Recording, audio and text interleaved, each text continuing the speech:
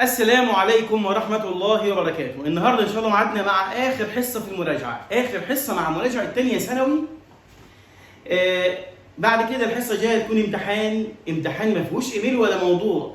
ليه؟ لأن الإيميل والموضوع بتاع تالتة بيجي من موضوعات وإيميلات تالتة ثانوي. يبقى الإيميل والموضوع مش هيبقى مفيد أبدا. الامتحان هيكون عبارة عن 30 جملة قواعد، 30 جملة ب 30 درجة. ومن الجمل من الكلمات اللي احنا كتبناها، من القواعد، يعني اقصد من القواعد اللي احنا كتبناها من اول حصه، من الحصه الاولى لحد الحصه الثامنه دي. طيب النهارده هنتكلم عن ايه؟ 7 نقاط، ركز معايا كويس جوه في اللي هنقوله. 7 حاجات هنتكلم عنها النهارده. حاجتين في الوحده الرابعه اللي هي ميعادها النهارده، حاجتين بالظبط. اول حاجه فيهم الماضي الحديث، وتاني حاجه المقارنه. طب هي الوحده دي يا ترى ما فيهاش حاجه ثانيه غير كده؟ لا، فيها حاجتين كمان مش هنتكلم عنهم. فيها الفعل ذو الضميرين، وده ارجع للحصه الثالثه بعد المضارع اتكلمنا عنه، وقلنا الفعل ذو الضميرين هو الفعل المسبوق في المصدر بالضمير ايه؟ سو، وتحول السو الى كذا، وقلنا ده كله وكاتبينه في الحصه الثالثه. طيب عندنا كمان الامر، وقلنا ان الامر مش هنتكلم عنه لان الامر هنتكلم عنه بعد الامتحان ان شاء الله في الدرس الثاني على طول في منهج ثالثه ثانوي. امال انا قلت 7 حاجات ليه؟ لما هم حاجتين بس، لان بعد ما نخلص الحاجتين بتوع الوحده الرابعه هنتكلم عن 5 حاجات عامه بشكل عام في منهج اولى وثانيه، عايزك تاخد بالك منها ان شاء الله قبل الامتحان الجاي باذن الله. نبدا في الاول خالص نتكلم عن المقارنه. المقارنه يا جماعه بتاعت سنه ثانيه، خلي بالكم في مقارنه في سنه ثانيه وفي مقارنه ناخدها في سنه ثالثه ثانوي. المقارنه اللي في ثانيه ثانوي سهله جدا لانها نوع واحد بس من المقارنه، هي مقارنة الصفة. يعني لما اقارن بين حاجتين في الصفة، ده موضوع سهل جدا. اما بالنسبة للمقارنة بتاع سنة ثالثة، في حاجة اسمها مقارنة صفة ومقارنة اسم ومقارنة فعل، ولما يتكلم عنهم هنعرف انه درس صعب جدا ولكن ليه حل سحري سهل باذن الله هنقوله في ساعتها. خلينا في مقارنة سنة ثانية اللي احنا بنراجعها النهارده، اللي هي مقارنة الصفة. تتكون من اول حاجة بلي زائد الصفة زائد كو موان زائد الصفة زائد كو. آخر حاجة أوسي زائد الصفة زائد كو. تمام، دي المقارنة بتاعتنا. بلي يعني أكثر، موان يعني أقل، أوسي يعني يساوي. مثال مثلا اقول منى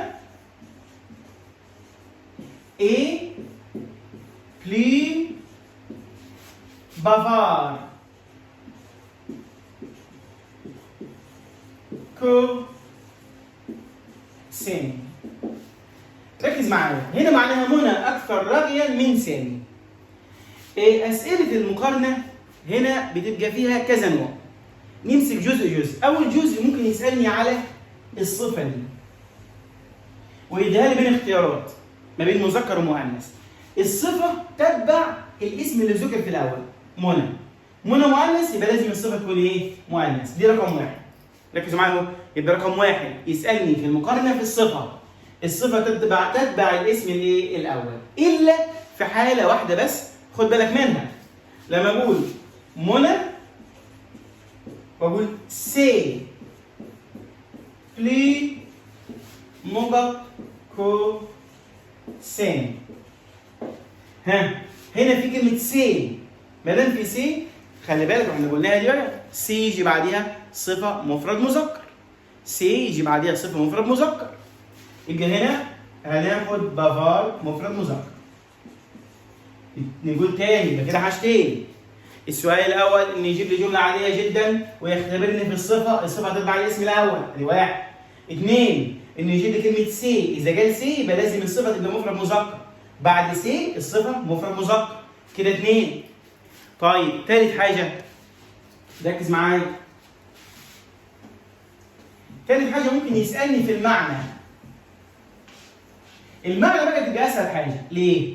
لازم اجيب لك حاجات واضحه جدا. اقول لك مثلا لور الذهب ايه يكون نقط شير غالي كو لارجون من الفضة. يا ترى هنا هناخد بلي ولا موان؟ ويديك اختيارات كده اللي هو بتاع المقارنة. بلي موان أوسي.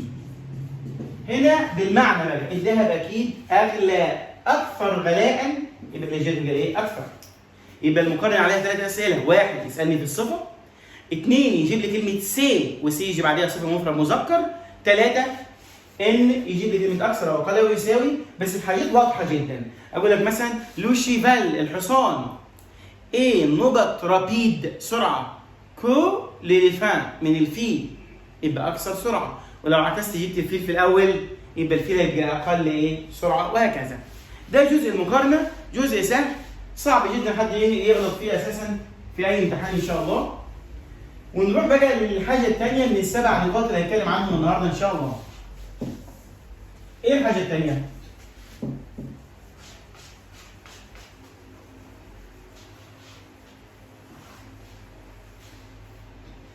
ركز معايا. تاني حاجة هنتكلم عنها النهارده هي الماضي الحديث. الماضي الحديث قبل ما نتكلم عنه تعالوا نفتكر المستقبل القريب اللي خدناه قبل كده. قلنا المستقبل بيتكون من تصريف فيرب الي زائد المصدر، الحصة اللي فاتت وكررتوها. انما الماضي الحديث بيختلف حاجتين، لأن لما نكتب تكوينه اكتب كده الماضي الحديث تكوينه تصريف فعل فينير فيرب فينير زائد دو زائد المصدر، مصدر الفعل. يعني انت عايز تحط اي فعل في الماضي لازم تكون له التكوينه دي 3 حاجات. شوف احنا عندنا الماضي في العربي سهل جدا، اكلت خلاص انا اكلت كلمه. لا في الفرنساوي لازم تجيب فعل مساعد اللي هو فعل فينير، ولازم تجيب دو وبعديها المصدر. يبقى قول ايه بقى؟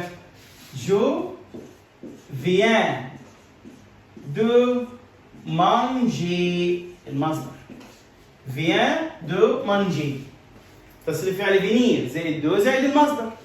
طب في الامتحان يسألني ازاي؟ ممكن يجيب لك دو المصدر ويجيب لك فينير بقى وقلير والكلام ده، هناخد فينير. طيب جيب لك فينير والمصدر وهنا نقط يبقى ناخد دو، جيب لك فينير ودو يبقى ناخد ايه؟ مصدر. طب يا ترى كلمات الداله ايه؟ احنا قلنا في المستقبل الكلمات الداله المهمه غدا، ابرد ما بعد غد، بروشان القادم، دون زي مده زمنيه. انما الكلمه الداله هنا هي إيليا زائد زمن، هي دي الكلمه الداله على الماضي الحديث. فمثلا اقول ايه؟ جو فيان دو مانجي، انا اكلت إيليا منذ 5 minutes، يعني منذ 5 دقائق، منذ 1 heure ساعة. يبقى الكلمة الدالة على الماضي الحديث هي إيليا، إيليا هي الكلمة الدالة على الماضي الحديث. إيه الملحوظة بتاعته؟ نفس الملحوظة بتاعت الفعل ذو الضميرين بعينها، اللي هي لو في ضمير مفعول لازم يتبع الفاعل. فمثلا عايز أقول أحط الفعل ده سيبروميني يتنزه،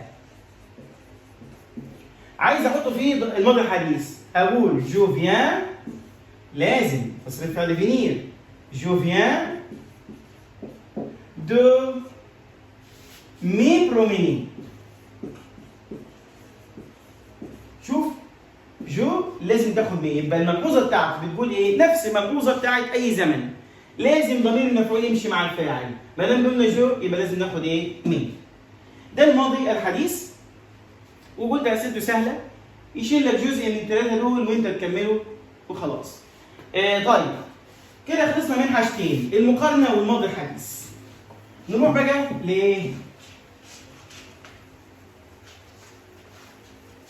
حاجات عامه بقى على منهج اولى وثانيه كلهم. الوحده طبعا ما فيهاش حاجه ثانيه على كده في سنه ثانيه ثانوي، ولكن في اشياء عامه ناخد بالنا منها. ايه اول حاجه عامه هنتكلم عنها النهارده؟ أو تعتبر ثالث حاجه في الجزء النهارده، احنا قلنا 7 حاجات. ثالث حاجه النهارده هي اختصارات ورموز هامه.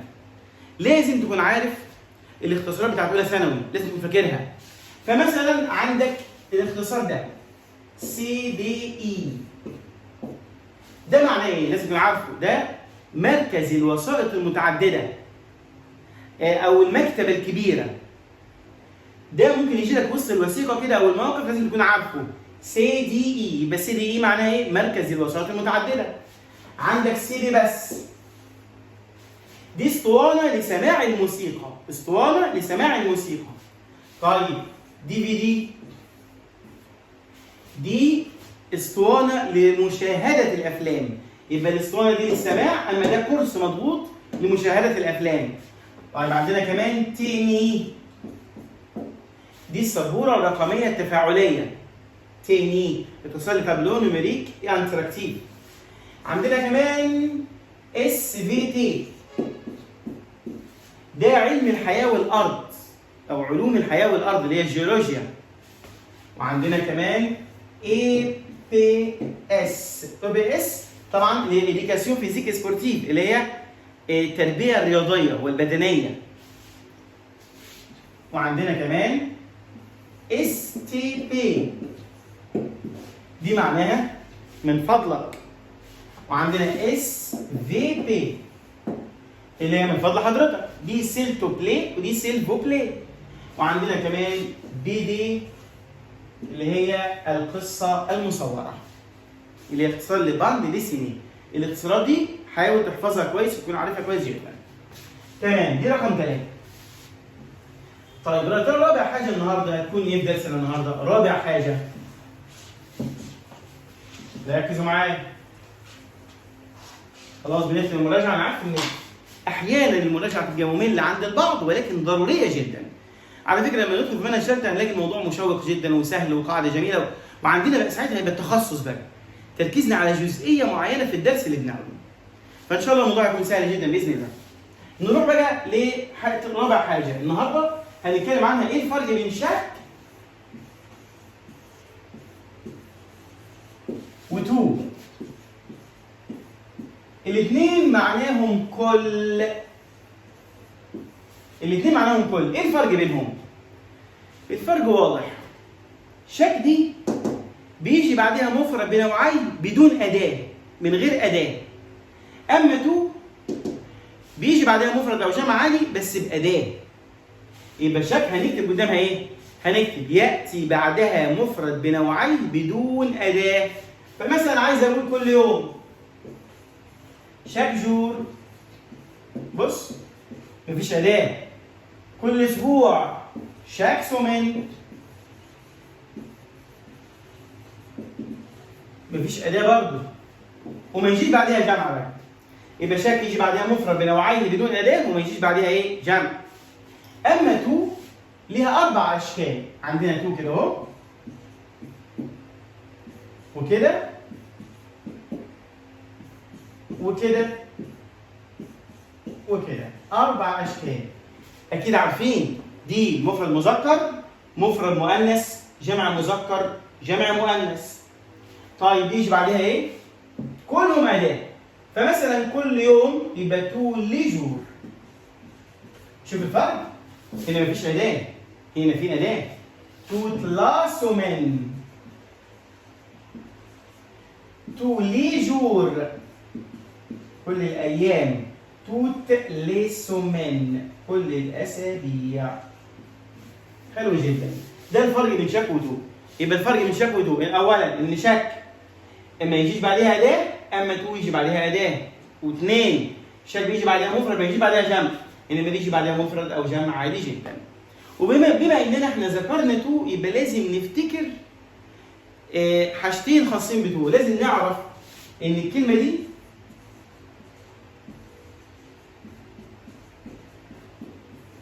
معناها إطلاقا، دي تركيبة على بعضها. لو جالك نقط هنا تعرف إن عايز جي، لو جالك نقط هنا تعرف إن عايز تو. تركيبة اسمها إطلاقا. وناخد بالنا من دي.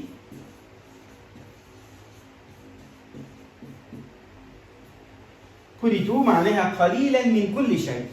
يبقى دي معناها إطلاقا ودي معناها قليلا من كل شيء. ده بالنسبة للحاجة الرابعة النهارده وهو الفرق بين شك وتو.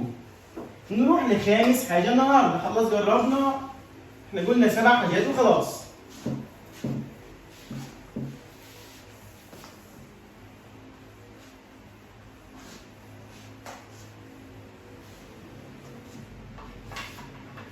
متى اكتب السؤال ده عندك. متى تحول دي إلى دو. إمتى نحول الدي الجمع إلى دو؟ 3 حالات. 1 النفي. طبعا مثلا أقول جو ني با نقط أمين. جمع اهو، ما ينفعش اختار دي، اخد دو بس عشان ابصر في دي ابصر.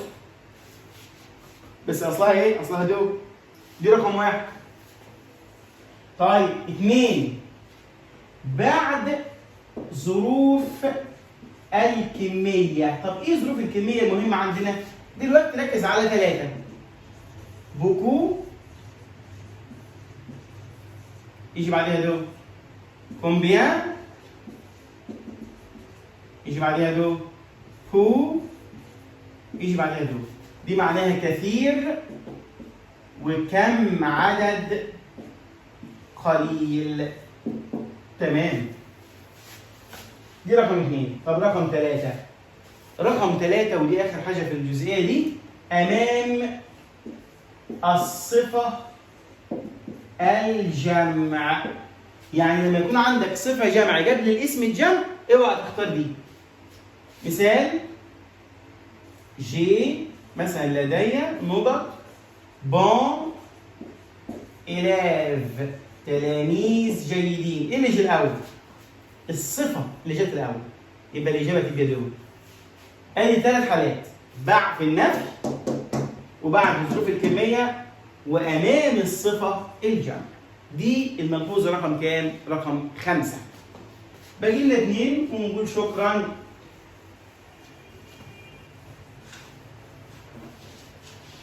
ايه الملحوظة السادسة بقى؟ الستة دي سهلة جدا جدا جدا. في الكلمات اللي اخرها الشكل ده دايما مؤنثة إلا 3 كلمات آخرهم أو أكسون أو ومذكرين. إيه هما؟ أن ليسي، أن ميزي، وأن سكارابي. انتبهوا، هناك 3 كلمات تنتهي بأو ومذكرين. أن ليسي، أن ميزي، أن سكارابي. مدرسة ثانوية، متحف خنفساء. وكده يبقى دي نقطة واحدة بس ونقول للمراجعة باي باي. ايه هي؟ خد بالك ان الان هي دي رقم 7 تساوي صا تساوي كي تساوي تو ليموند تساوي توت لا فامي. كل ده يساوي ايه؟ كل ده يساوي إيل. كل دول يساوي إيل. هو أول ما تشوف حاجة من دول كأنك شفت إيل بالظبط. وبكده مراجعة أولى وثانية ثانوي الحمد لله انتهت على خير. أنا حاولت يا جماعة في المراجعة دي ما اطولش الفيديوهات. أنا بحاول ما اطولش الفيديوهات ليه؟ لأن أنا مدرك تماماً ان انتوا مضغوطين في مواد تاني.